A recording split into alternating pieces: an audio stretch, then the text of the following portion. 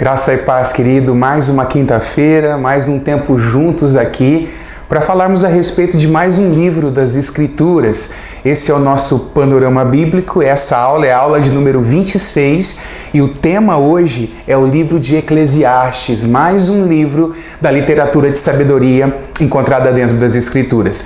Mas antes de nós entrarmos aqui no assunto do livro, no panorama do livro de Eclesiastes, eu queria dizer para você que nós temos um grupo no Telegram.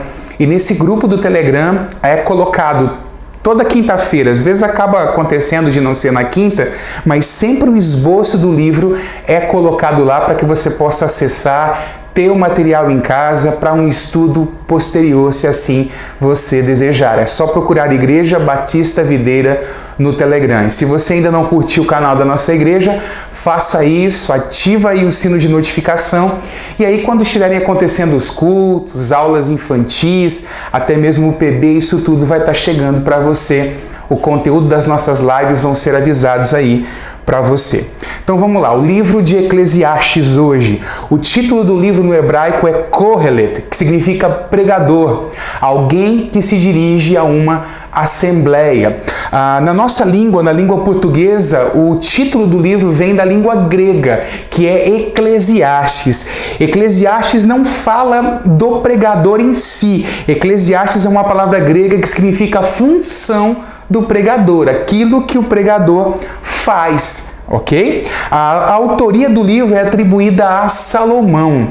A tradição judaica atribui o livro a ele. Alguns rabinos mais recentes acabaram colocando em discussão essa autoria, porém a gente acaba fechando junto com a tradição judaica por alguns motivos. Eu quero ler 3 versículos para você que dão indícios de que o autor tenha sido mesmo Salomão. Por exemplo, Eclesiastes 1:1 diz assim: palavras do pregador, filho de Davi, rei de Jerusalém. A gente sabe que o filho de Davi que reinou em Jerusalém, filho imediato ali, foi Salomão. O versículo 12 diz: eu, o pregador, venho sendo rei de Israel em Jerusalém. O versículo 12 do capítulo 1. E lá no capítulo 12, no versículo de número 9, diz assim: o pregador, além de sábio, ainda ensinou ao povo conhecimento, e atentando e examinando, compôs muitos provérbios. Nós sabemos que Salomão compôs muitos provérbios e muitas canções. Não são todos os provérbios compostos por Salomão que estão aqui registrados no texto sagrado que nós temos em mãos. O reinado de Salomão foi um tempo de um oásis de paz e de prosperidade em Israel. E nesse tempo é que floresce a literatura de sabedoria lá em Israel, ok? Salomão também foi considerado o homem mais sábio no Oriente e também comparado aos sábios do Egito, ele era mais sábio do que eles também. Então a autoria a gente fecha como tendo sido de Salomão num período mais tardio da sua vida. O tema do livro, eu trouxe o dito a respeito do tema de 2 autores. Meyer Perman diz assim, que o tema é: sem a bênção de Deus, sabedoria, posição e riquezas não satisfazem. Pelo contrário, trazem cansaço e decepção. Se você leu ou sugestão para você ler aqui o livro de Eclesiastes, você vai ver que ele se lança para fazer um monte de coisa. Construção, estudo, se entrega ao vinho, se entrega aos prazeres e no final Salomão vai dizer que tudo é cansaço e decepção. Já Stanley Ellison, falando a respeito do tema do livro, ele diz assim: o tema é a futilidade de procurar o significado da vida sem Deus. A gente percebe um viés aqui no livro de Eclesiastes abordando não os problemas da vida, mas o sentido mesmo da vida. Então a gente vê um viés mais filosófico aqui nesse livro. Alguns consideram o livro de Eclesiastes um livro um tanto quanto pessimista, mas é importante dizer que em um mundo de fantasias e de ilusões, o realista talvez seja considerado alguém que é pessimista. Alguns dizem que este livro, o livro de Eclesiastes, era o livro de cabeceira de Machado de Assis. Vamos lá, 4 temas interessantes para a gente falar a respeito aqui dentro do livro de Eclesiastes, que eu acabei elencando para essa nossa mini aula de panorama bíblico. O primeiro tema é a morte como grande nivelador da humanidade. Não importa a cor de pele, não importa a classe social, não importa se a pessoa tem riquezas ou se ela é pobre, o livro deixa claro para nós que todos vão para o mesmo lugar. Capítulo 3, versículo 20 vai dizer o seguinte: todos vão para o mesmo lugar.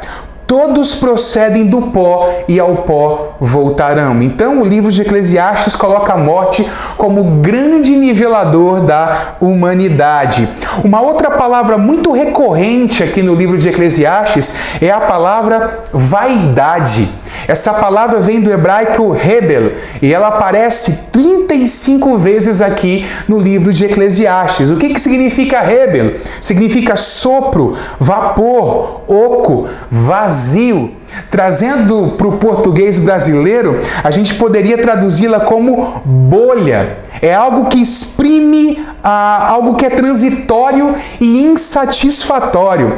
A gente vai encontrar, por exemplo, em Eclesiastes capítulo 1, versículo 2, o seguinte versículo: vaidade de vaidades, diz o pregador, vaidade de vaidades, tudo é vaidade. É essa a conclusão a que chega o sábio ao olhar para toda a vida, ou ao olhar, vamos dizer assim, para o sentido da vida. A gente percebe que é um dos poucos livros, o livro de Eclesiastes, que dá uma ênfase na eternidade e no julgamento posterior à vida.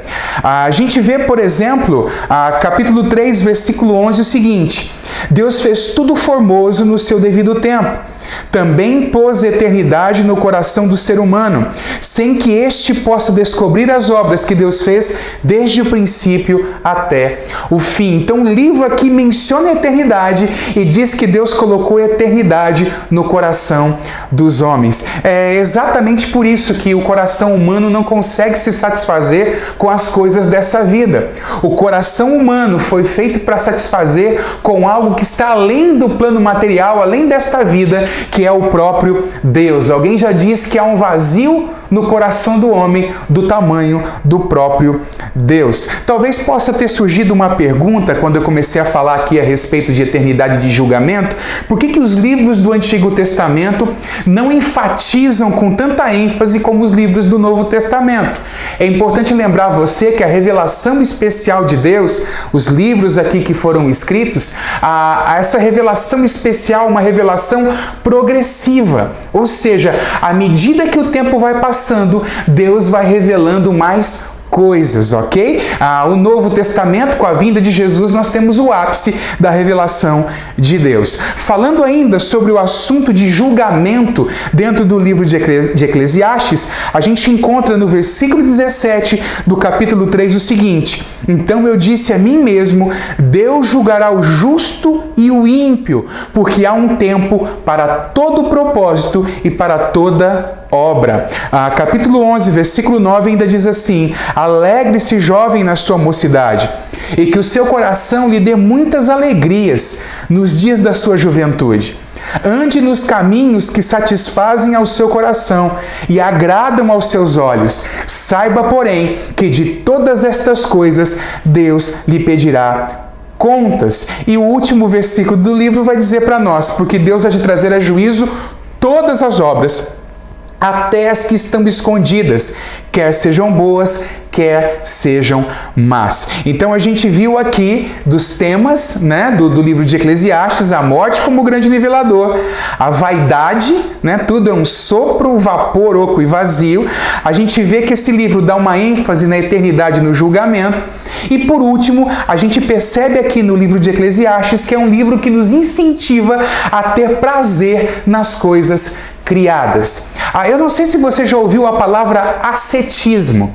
A palavra ascetismo significa a abstenção de prazeres carnais e do conforto material de quem busca alcançar perfeição moral e espiritual. E geralmente muitas pessoas que antes da sua conversão tinham uma vida desregrada ou uma vida entregue aos prazeres, quando elas se convertem, elas criam uma aversão com relação aos prazeres da vida, com relação a ter prazer nas coisas que são criadas. Mas nós não encontramos esse desequilíbrio aqui no livro de Eclesiastes. Pelo contrário, o livro de Eclesiastes nos encoraja a usufruirmos das coisas que foram criadas por Deus. Nós temos prazer nessas coisas. Por exemplo, capítulo 2, versículo 24 vai dizer assim: não há nada melhor para o ser humano do que comer, beber e fazer com que a sua alma desfrute o que conseguiu do seu trabalho. No entanto,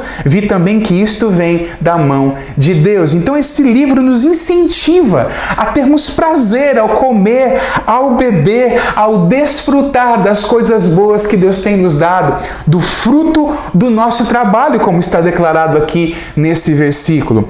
Por exemplo, capítulo 9, versículo 9 diz assim: aproveite a vida com a mulher que você ama, todos os dias dessa vida fugaz que Deus lhe deu debaixo do sol. Então há aqui um encorajamento a gozar a vida com a esposa, com a mulher. E aqui, se você é mulher e está assistindo a nossa aula, gozar a vida com o seu esposo.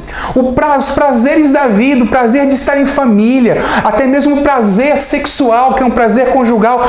Todas essas coisas são aconselháveis pelas Escrituras. A gente sabe que, infelizmente, na história da igreja, colocado por alguns, existe aquela crença, assim, que o sexo deve ser algo apenas para procriação. No entanto, se você conhece o todo das Escrituras, ou se você conhece, para citar um capítulo aqui do livro que nós abordamos na aula anterior, que é o livro de Provérbios, no capítulo 5, há um incentivo ao prazer conjugal, ao desfrute do amor conjugal.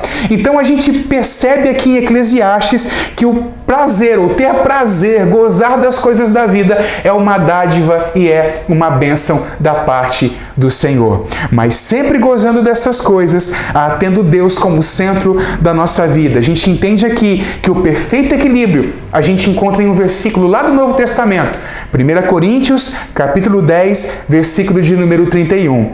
Portanto, quer comais, quer bebais, ou façais qualquer outra coisa, fazei tudo para a glória de Deus. Então nós podemos comer, beber, passear com o cachorro, se alegrar com o nosso filho, ter um tempo com a nossa esposa, tudo, fazer todas essas coisas para a glória de Deus, com gratidão no nosso coração, sabendo que isso é dádiva, isso é bênção, isso é dom de Deus para a nossa vida. Eu espero que você tenha sido abençoado com essa nossa pequena aula aqui, com esse panorama do livro de Eclesiastes. E eu quero pedir a você, se você foi abençoado, compartilhe com outras pessoas nas suas redes sociais.